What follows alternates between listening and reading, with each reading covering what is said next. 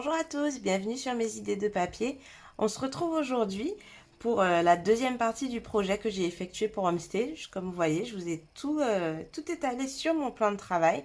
Dans la vidéo précédente, on avait réalisé la carte. Je vous mettrai le lien à l'écran en haut si j'arrive à le faire. Et donc aujourd'hui, ce que je vous propose de réaliser, c'est le marque-page. Je vais vous le montrer un peu plus en détail.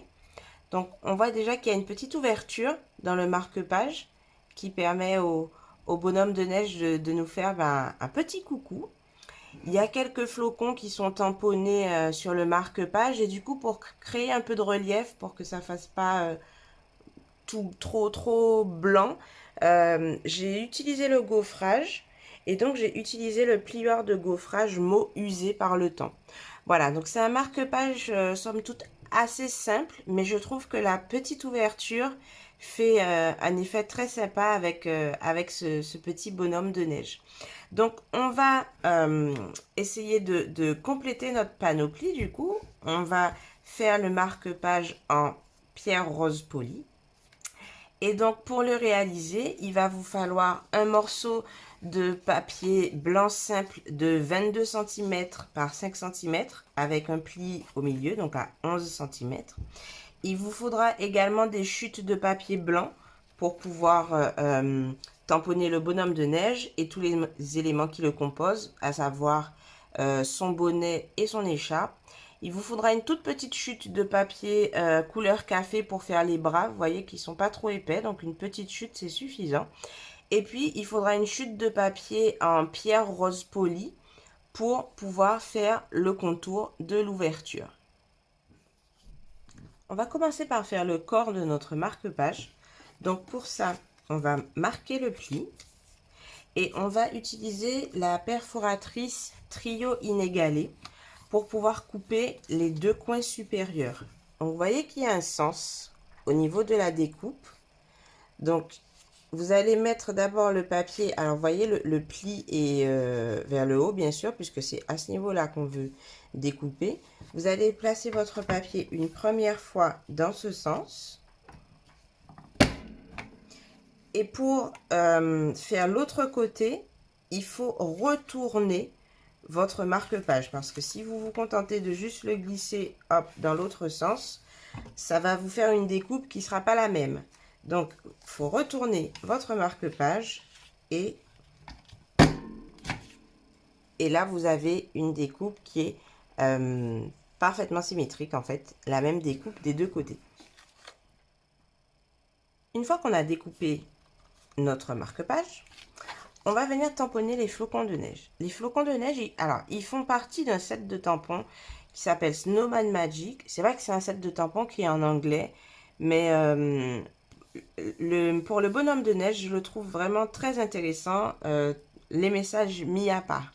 Et donc, normalement, ce petit flocon, donc c'est celui-là qu'on va tamponner, il fait partie d'un tampon, d'un message, en fait. Donc, comme pour le message que j'avais utilisé pour faire la carte, si vous l'avez déjà regardé la vidéo, et bien du coup, j'ai découpé le tampon. Je ne sais pas si on verra bien avec le côté transparent. Voilà. Ici, vous voyez la marque, en fait. J'ai découpé le tampon pour pouvoir utiliser juste mon flocon. Voilà.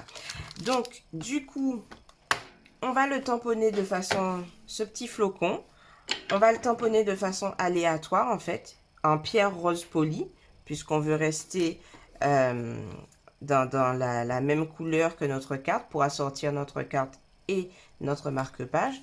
Quand vous allez tamponner, pensez juste que à peu près à ce niveau-là, vous allez avoir l'ouverture. Donc, c'est pas la peine de tamponner ici, puisque du coup, on va découper, le flocon ne se verra pas. Quand vous aurez fait ça, on va tamponner l'ouverture, on va découper, pardon, l'ouverture de notre marque-page.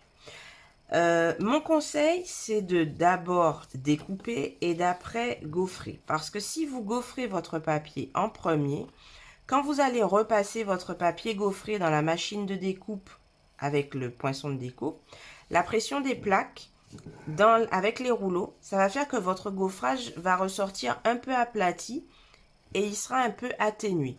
Ça peut être quelque chose d'intéressant, mais là en l'occurrence, c'est pas l'effet qu'on recherche. Donc on va découper l'ouverture avec un des poinçons du set de tampons forme à la mode. Ce sera le 3e cercle en partant des plus petits. Donc on va placer notre cercle ici. Et une fois qu'on aura fait la découpe, et bien là, on pourra utiliser notre plieur de gaufrage, mot usé par le temps, et on va pouvoir gaufrer notre base de marque-page.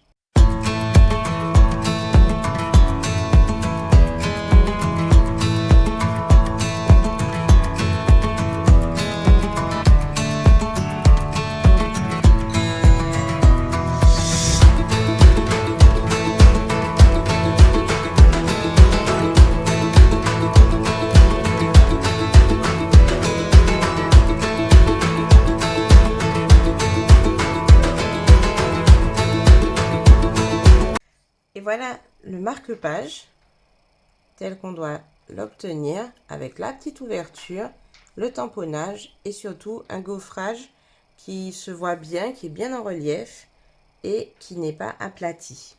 Et donc maintenant, il va falloir s'occuper des éléments décoratifs. Donc on va découper les bras du bonhomme dans le papier couleur café. On va tamponner l'écharpe et le bonnet en pierre rose polie avant de les découper avec les poinçons de découpe qui sont assortis au tampon. On va également tamponner notre bonhomme de neige avec notre encre noire mémento et on va utiliser un Stampin' White tarte au potiron pour lui colorier le nez de notre bonhomme. On va également découper un deuxième bonhomme de neige mais sans le tamponner. En fait, ce deuxième bonhomme, il va nous servir à cacher les bras qu'on aura collés à l'arrière du premier bonhomme de neige pour que ça fasse quelque chose de fini et de plus propre en fait. Et on va bien sûr également découper le contour de notre ouverture dans une chute de papier pierre rose polie. Et on va utiliser pour faire ceci le 3e cercle et le 4e cercle de nos formes à la mode. Et quand on aura tous nos éléments, on va pouvoir assembler notre marque-page.